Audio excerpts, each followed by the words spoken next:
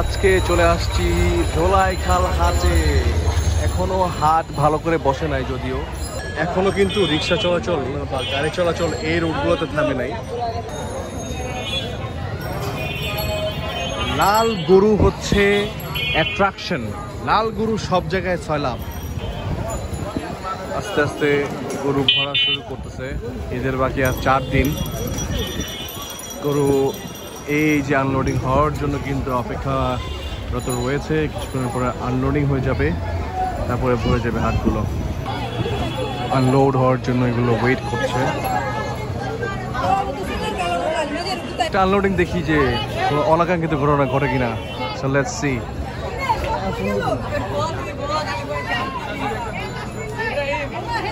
বাইরের দেশে গরুগুলো দেখি যে নাকের মধ্যে একটা রোষ থাকে, যেন পাগলামি কম করে, কিন্তু এখানে গরুগুলা নাকের রশি নাই। এটাই দেখ,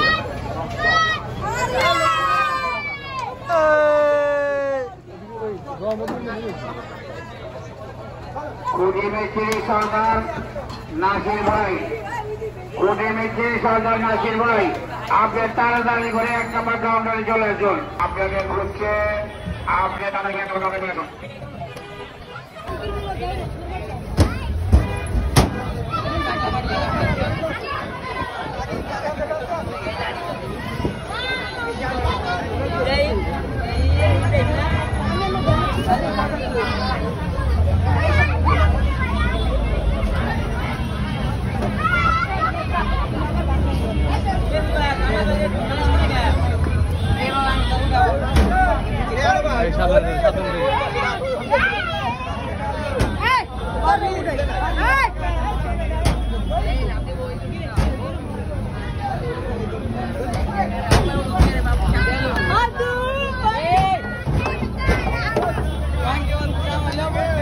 স্পেশাল গেস্ট ইমরান আমাদের মাঝে চলে আসছে ধোলাইখাল হাটে। এখনো পুরো হাট মোটামুটি খালি। এখান দিয়ে গরু আসার কথা, বাট জ্যামে আটকে আছে ট্রাকগুলা। এখানে কিন্তু অনেক গরু ছিল। গত বছরের আমি ভিডিও করেছিলাম, যদি কেউ দেখে থাকেন। কি ক্রস?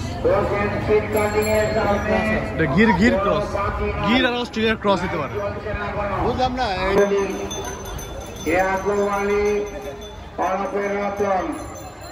সাধারণ সম্পাদক 40 নং ওয়ার্ড ইউনিট আওয়ামী লীগ।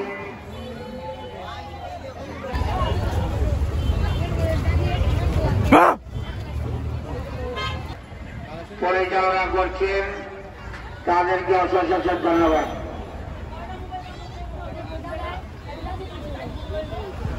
এইভাবে কিন্তু রান্না করে খাওয়া হয়, দেখতেই পাচ্ছেন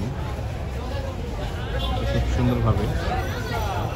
নিজের জন্য খামারিরা রান্না করে। হয়রান হয়ে গিয়েছি, তো একটু লাস্সি খেয়ে নেই। কি ভাই, কি বললাম ভাই? হ্যাঁ হ্যাঁ, রাইট ভাই, রাইট। তো লাস্সি আমরা এখন এখানে খাবো। ভাই আমার একটা বরফ কমাই দিয়ে, একদম কম, ঠান্ডা সমস্যা। হ্যাঁ আমার লাচ্ছি দেন। ওরা কি খাবো জানি না। তোমরা কি কি খাবা? ভাই বরফ কম না, এইটা ভাইয়ের বরফ কম। এই ভাই পরে গেছে আসতে পারলা। লাচ্ছিটা ওকে বরফ কমিয়ে দিছে। আমার যেহেতু ঠান্ডার সমস্যা, তার জন্য আমি বরফ কমাই খাই, এবং তিনি কিন্তু খুব ভালো একটা লাচ্ছি বানায়, এবং এটা এখানকার খুব নাম করা।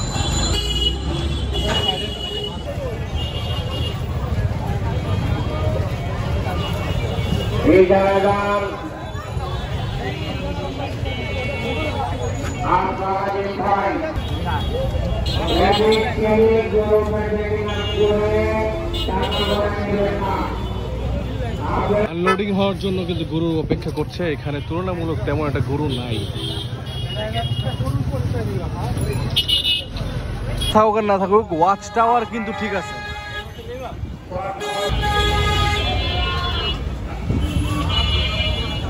শেষ মাথায় এসে কিন্তু সুন্দর গরু দেখতে পেয়েছি। এই গরুগুলো দেখতে মোটামুটি ফিট অ্যান্ড ফ্রেশ।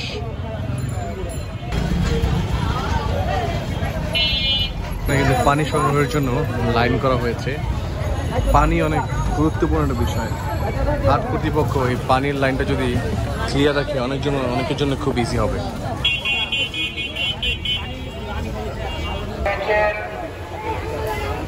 আমাদের মাঝে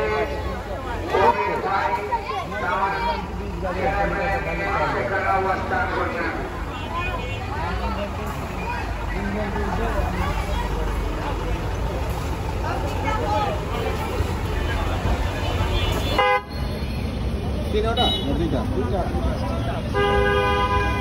দুইটা 5 লাখ।